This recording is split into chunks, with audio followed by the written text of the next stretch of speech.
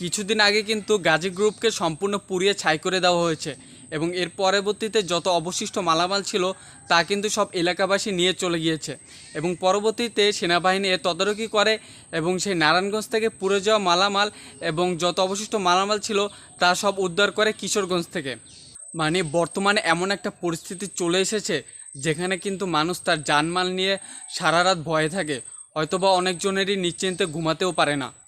এই যে এতগুলো যে মালামাল চুরি হয়ে গেল, এই যে এই কোম্পানিটা ধ্বংস হয়ে গেল, এর যে কত কোটি টাকা লস হয়েছে তা যারা ধ্বংস করেছে, যারা আগুন জ্বালিয়ে দিয়েছে তারা কিন্তু এটা জানে না।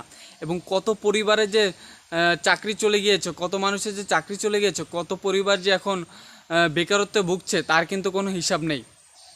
এটা কিন্তু মানুষদের ভাবা উচিত, কোনো কিছু করার আগে এটা ভাবা উচিত যে আমি এটা করলে পরবর্তীতে কি হবে, কার কোন ক্ষতি হবে। একজনের কারণে কিন্তু শত পরিবার, কিন্তু হাজার হাজার পরিবার কিন্তু আজকে না খেয়ে আছে, অনেক পরিবারের চাকরি নেই। একমাত্র সেনাবাহিনীর কারণেই কিন্তু এই যে যত চুরি হওয়া মালামাল তা কিন্তু উদ্ধার করা সম্ভব হয়েছে। এবং একবার ভেবে দেখেন, নারায়ণগঞ্জ থেকে যে চুরি করা মাল সেগুলো উদ্ধার করা হয়েছে কিশোরগঞ্জ থেকে।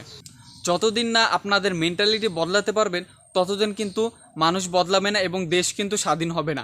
ফার্স্টে আপনার মেন্টালিটি বদলাতে হবে, তাহলে কিন্তু আপনি স্বাধীন হতে পারবেন এবং দেশও স্বাধীন হবে।